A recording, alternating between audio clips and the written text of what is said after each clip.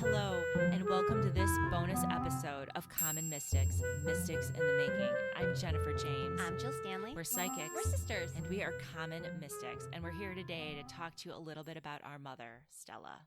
Jen, will you refresh the audience memory regarding why we're doing these bonus pods? Yeah, absolutely. After we did our first episode of Common Mystics, we shared it with family and friends, and they thought that it would be really helpful for listeners to hear a little bit more about us and our origin story and how we ourselves, quote unquote, became psychic. Mm-hmm. And as we said before, it really isn't about us becoming psychic. Right. We just had the benefit of being around women, strong women, who dabbled and were very connected to the spiritual side of life. Right. Who raised us really with an eclectic sort of approach to the spiritual world. So Jen, tell us a little bit about Stella, our mother, and her origin story. Well, both of her parents were Polish and lived in Poland before World War II. But during World War II, they were in Germany in a work camp, and that's where they met. After the war, they moved to Belgium, and that's where our mother was born. So her English name is Stella, but her Polish name is Stanisława, and she went by Stash. She likes Stash or Stasha. Yes. So her mother, our grandma Irene, was a very strict Catholic. Mm-hmm. And if you want to know more about our grandma Irene, she also had a profound influence on our upbringing, and we actually have a bonus pod about her, so look that up. But our mother pushed against that whole strict Catholicism, wouldn't you say? I would. I think that she saw it as a great foundation, but she encouraged us not to take what people told us as truth, but to see if it fits with how we felt about what we were being told. Right. Be critical thinkers and have an open mind Right. at the same time. And so she really developed a very eclectic spirituality, wouldn't you say? I would. So she took us to shaman. Mm-hmm. She took us to spiritual healers. It's true. We saw palm readers. Coffee ground readers. Yes, we sure did. Psychics, all always. the time. Like every day. If no, the- not every day, but well, like she every had other. friends that She- were she did. psychic, Right. like just like for So- over for tea. Right. So psychics were always coming to our house, Or- we were going to other places to get psychic readings. So that was huge. But also, she did retain some elements of Catholicism. Right. For instance, she had a really strong devotion to Saint Saint Michael Michael. the Archangel. And the Blessed Virgin. She did.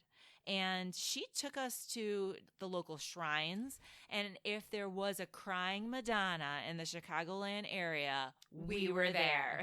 Right, exactly. Do you want to talk about what you would describe as mom's expertise? Mom was an astrologer. And she was an astrologer before there were computer programs that did all the work for you. Ouch. Well, it's true. Okay. Like these days, all you have to do is put in someone's date of birth, time of birth, location, and it will spit out a chart that shows where the planets were, and it will also spit out an interpretation for you, right? Not our mother. Not our mother. She would lay down on the rec room carpet with all of these books in front of her, and then by hand, she would do the math, the geometry behind where the planets were in the sky at the time of someone's birth.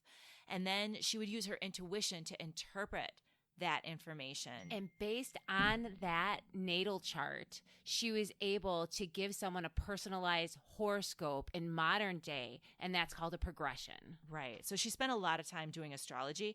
And because she could do it, because she had this gift, she did everybody's, right? Mhm. She did mine. She did yours. She did charts for all of her kids and her own siblings and her parents. Right. It was very special. It was. It was. So there was a time in 1985 that I remember pretty distinctly that Mom found a commonality between the events in some of the charts that she was doing. So in February, there was something big that she saw in her chart and her parents' chart and two of her sisters, Jeannie and Janet. And so I remember her talking to Grandma about this. And she was like, Mom, it's going to be big. It's going to impact you and Dad. And it's going to impact me. And it's going to impact Jan. And it's going to impact Jeannie. But it's not going to impact Irene. Our Aunt Irene. Right. Right. And Grandma was like, well, what is it? And Mom was like, well, hell if I know. But it's going to be big. So come to find out, in February of the following year, what happened was Grandma's house burned down. And that house was a 4-flat. And Grandma and Grandpa obviously lived in the house, but also Janet and Jeannie lived in that house. So they lost their homes and almost everything. And then my mother, our mom, was affected because Grandma and Grandpa and Jeannie came to live with us at that time. So that was huge. That's crazy. It is crazy. One of my favorite astrology stories about Mom was Sonia, Jessica, and I, our sister Jessica, and I were watching The Man Who Saw Tomorrow. And The Man Who Saw Tomorrow is an old movie with Orson Welles. And Orson Welles is narrating Nostradamus' quatrains in the scariest possible way. It is freaky, but it's from the 80s and it's very dated today. It is freaky today. If you watch it today. Don't watch it today. You should watch it today. Do not follow that recommendation. It is creepy. So I'm pausing the movie downstairs while Mom's upstairs, and I'm giving her the positions of where the planets are at a specific event as Nostradamus describes it in a quatrain. So I'm giving her the planets, and what this was supposed to be, the position of the planets of this time was when there was an attack on the new city that they interpreted as New York. Right. So I'm yelling where the planets are, and she's like, say that again. And I'm saying, well, this and this and this. And she's like, and what year? And I said, 2000. She said, well, that's not what I'm seeing. She's like, based on my books, that's 2001. Say it again. And I'm like, Mom, this is what it is. And so she was right, because the attack on the new city, based on that quatrain, I think could be describing 9/11, which of course happened in 2001. Wow. That's crazy. That is crazy. It's crazy talented. What else did she do? Mom also did earth magic. Share. Do tell. Well, I remember one time I was in high school and I came home, and lo and behold, our mother is on the front porch and she's washing the front porch. And she's got one of those scrub brushes with a long handle on it. And she's scrubbing and she's pouring onto the front porch lye. Do you know what lye is? I do. It's extremely caustic. So she's pouring this caustic liquid on the front porch and she's scrubbing, but she's scrubbing in a very systematic way, stroke by stroke, from the house end to the street end, right? Do you see it? So stroke by stroke, the front porch and all the way down the stairs, cross the sidewalk, all the way to the street. So I come home and I see this very unusual sight. And I'm most concerned about what the neighbors are thinking. But you know what? I didn't interrupt her because she looked like she was into it. Do you know what I mean? I do. Like she was in the zone and she was muttering something that I couldn't understand. So I gave her some space. The old girl's finally cracked. Exactly. Afterwards, I was like, what was that? And she said that she did a spell to keep our dad out of the house. And what you have to know about our dad was they were separated, almost divorced. And not long afterwards, the divorce was final and he actually left town. So there's that. Effective. One of my favorite stories about Mom and her earth magic is I came home from Sonia's house. Big shout out to Sonia on this episode. Woo-hoo. And I go through the front door and I walk through the house to the kitchen, and my mom, my sister's boyfriend, and my cousin are sitting in a circle, palm to palm, but not touching palms, just the palms facing each other, and their eyes are closed and it's quiet. And I was like, hey, hey guys, what you doing? And one of my sister's boyfriend's eyes opened and he muttered, we're feeling our life force. And I was like, oh, I'm just going to leave it to it. Well, that explains everything. So I'm just that great. Call me when you're done. Don't want to interrupt you. And I just kind of walked out the house backwards. That is awesome. Thank you for that. Mom also had some psychic abilities. Tell me. Well, I'll go first. You know, later in life, she dated a man named Frank. And Frank was a widower. And Frank also was very proud of the fact that he took care of how many graves? 24 graves. 24 graves at Resurrection Cemetery. So shout out to Frank. Thanks, Frank. Anyway. We love you. So Frank and Mom were at Resurrection Cemetery, and they were checking out the graves, because he took care of them. Right. And they were at his late wife's grave, and he and Mom were kind of sitting quietly in the car and just contemplating, it's a sad situation to be in. So they're sitting in the cemetery, Resurrection, Mom and Frank quietly in the car. And she suddenly looks at him and says, "You're such a pain in the ass." And Frank looked stunned, and he said, "Why would you say that to me?" Inappropriate. Right? And she said, "It just popped into my head, and I had to say it." And he said, "My wife used to say that to me all the time, and it was for them a term of endearment." And I remember that Frank would repeat this story because he was so impressed that Mom was able to psychically pick up on something so personal. Right. Exactly. I got goosebumps. I did. You're welcome. One of my favorite stories about Mom getting something just popping into her head is kind of a sad one. Yeah. It's when Aunt Jeannie died, and she was really close with Jeannie. And Jeannie died suddenly, unexpectedly, out of nowhere. It was like left field.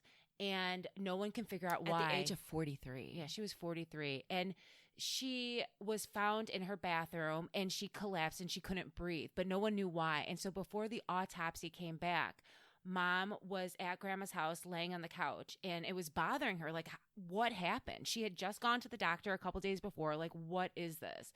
And just popped in her head, left lung. Left lung. And Mom knew that there was a blood clot in her left lung. And she told me that before the autopsy came back. That. And sure enough, the autopsy came back confirming that she died from a lung clot in her left lung. A blood. Thank you. Clot. I knew it sounded funny. You got it. We got you. We got you. Thank you. You're welcome. So I also love that Mom had such spiritual strength, and you have a couple of really good stories to exemplify that. So let me give you a little background. Our Aunt Janet, love her dearly, little crazy, just to tell you, in a good way. But she cares about people so much that she had gone out of her way when I was having trouble as a teenager to try to seek protection and spiritual strength for me. So I came home from school one day, and this is during a time where Janet was living with us because we had the basement apartment. And I walk in the back door, and Janet's in the hallway saying with her dog, who they live downstairs. And she said, "You know what? You're going to be okay." And I was like, "Well, thanks." And she goes, "No, my friend, she did something for you and prayed about you, and I know you're going to be fine." Now tell us a little bit about this friend she was talking about. So her friend, who we shall not name, because the last time we used her name in a conversation, she called us and told us to stop talking about her. True story. Really creepy. And she has been known to dabble in things that we don't and would not recommend, specifically Santeria and those kind of spiritual arts. Dark arts. You're right. So I'm like, oh, okay. So Janet goes to work that day, and I go down to her apartment, knock on the door, and I'm like, "Hey, cousin, can you fetch me what your mom was talking about that her friend did for me?" And so my cousin brings me a little 4-inch statue of St. Michael. And I'm looking at this thing, and I'm like, well, this doesn't seem right. So I bring it upstairs, charge it upstairs to Mom. And I'm like, "Hey, Mom, Janet said that I'm going to be okay because her friend did this for me." And Mom said, "Go to my room, get the holy water from my headboard, and bring me an old compact case, like a makeup compact, like an old CoverGirl pressed powder case." So what did it look like? Describe this little statue. So it was 4 inches tall. And it was a statue of St. Michael. There was a piece of paper with some writing in it taped to the bottom, but also the statue itself was taped. It was wounded tape, almost like a mummy. Oh. So I hand it to Mom, and Mom is saying something, cuts open, I don't know what she was saying, was cutting open the tape. She's dipping St. Michael into the holy water, gives St. Michael back to my cousin to put it back where she had found it, then takes the piece of paper that was taped underneath St. Michael, puts it in the compact, facing the writing on it, facing the mirror image, closes it. Facing the mirror part of the compact. Yes. Closes it, handed it to me, and said, put it in the freezer and don't touch it. And I was like, ooh, okay. I don't know what she did, how she knew what to do, what she did, but I'm fine. And I was okay. But that was scary. And I remember her telling me that it wasn't right. St. Michael should never have his wings bound. Wow. Yeah. Now I have goosebumps. It's your mama. It's your mama. So tell me about the story. When Oh, yes. I don't want to give it away, Oh, so my God. just explain it. Okay. So I am sensitive to energy. And sometimes I don't know if I'm just being crazy because I have anxiety. Sure. I don't know. As a test to that, I was living in a townhouse with Mom, and I had our dog Kindle with us. And Kindle is a German Shepherd mutt, and her ears are very flapsity and not standing up because they were never clipped. So if Kindle hears a noise, Kindle's ears will react to that noise. So I'm like, hey girl, we're sleeping in my room tonight, me and you, because I kept hearing things outside my door.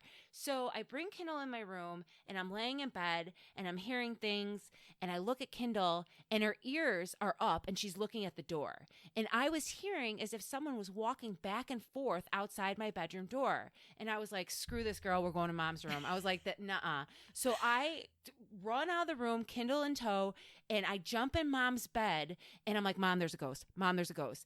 And then all of a sudden, her blinds, she had vertical blinds on her window and her windows closed, start rattling. And I don't mean like I walked by it and it was like the wind blew a couple, like it was like someone was disturbing these blinds. And I'm like, I told you, I'm like, something's happening. And she goes, enough. And I thought she was talking to me. So I was like, okay, but there's a ghost in the room. And then the blinds started moving faster and more violently. And she said, I said enough. And they stopped. And I was like, yeah. It's like, you tell them. Get out of here. What I love about that story is that Mom wasn't surprised by you jumping in her bed, but also that there was a ghost rattling her blinds. She wasn't scared, and she took command. She did. That's crazy. Mm-hmm. That's impressive. That is impressive. That's why I run to her room at night. That's why I do that. Okay. Well, yeah, no, I don't blame you. Jen, I know Mom will be gone 4 years this year. Yeah. So, although she's been gone, have you experienced her love and her spirit in your life since then? Absolutely. And, you know, I am 100% positive that I can communicate with Mom and that she can communicate. There's no question in my mind that it's her. Let me give you an example. When I was considering doing this podcast with you, and I was hesitant about it, but I kept getting these signs that I should do it. So we decided to do it, and I had a conversation with Mom in my head, basically. And I could picture her, and she was on my left, clear as day, sitting next to me. And I said, okay, Mom, if I'm supposed to do this, you need to help me because I don't know what I'm doing. And she said, Jennifer, I'm going to help you. And I said, great. What about Grandma? And Mom turned and looked into the light that was shining above her left shoulder. And then she said, your grandmother is going to keep you two safe. And I was like, okay, that makes sense. What about Grandpa? And she said, your grandpa is going to bring the fun. And I was like, yeah, that makes sense. What about Jeannie? And she said, Jeannie is going to keep things moving. And I was like, okay, So I'll check it out. I like the sound of this. And then I turned to her and I said, but Mom, what if you're just a figment of my imagination? And without skipping a beat, she said, I'm going to give you the figment of my hand upside your head. And there's so much that's funny about that because that's Mom. Mm-hmm. That's exactly what Mom would do. And what you would think? No, not at all. I would not. That's not comfort. You know what I mean? Yeah, that's not comforting. I would not imagine my own mother said, like, that's not what I would want to hear from her. I'm asking for some acknowledgement. I hear you. I see you. You are important. You. Right. Yeah. No, she's going to hit me upside the head. That was so her. And I'm just sure, like, things like that happen, and I know it's Mom. I love that. I have a story about I was buying a new car after she had passed away, and I had a thing where if I am researching a car online and I go to the dealership, I have to see a hawk on my way to the dealership specifically for me to know that that was the car I should buy. Because a hawk is your sign for Mom. Yes, because the hawk tells me Mom's with me. Gotcha. Get this car. So I find a car in Battle Creek, and I didn't see a hawk on the way there, but I'm there, and I'm pretty close to signing the deal. And then I'm like, there's another car in Ann Arbor that's like $1,000 less, and it has less miles on it. So I'm like, I need to go to Ann Arbor, but I'm working. Like, technically, I shouldn't be here. I have a job to do, and I work from home, and someone might notice me just not answering calls. So I was like, okay, I got to go. I didn't see a hawk. I got to go. So I get in my car, and I'm driving as fast as I can to Ann Arbor to look at this car. And I'm looking out the window, and I'm like, come on, Mom. Come on, show me a hawk. And without skipping a beat, as if she were sitting right next to me, she said, I don't know about all that, but you need to slow down. And I was like, and she was right. I was going a little fast, but it felt like, one, she was in the car with me, like literally in the car with me. And two, again, it's not what I would, if my mom is going to speak to me from beyond the grave, it wouldn't be to stop driving fast. Right. At least not what I would hope, what I would imagine it to be. Right, right. So I did see the hawk right before I got off the expressway, off of 94, and I did end up buying the car, and I still have it. Well, thank goodness you finished up that story. Yes, I was dying to know. Yes. And just the other day. Oh my gosh, this is so funny. So just the other day, Jen and I are we're doing a practice recording at my house, and Jen was walking around like, where do you want me to sit?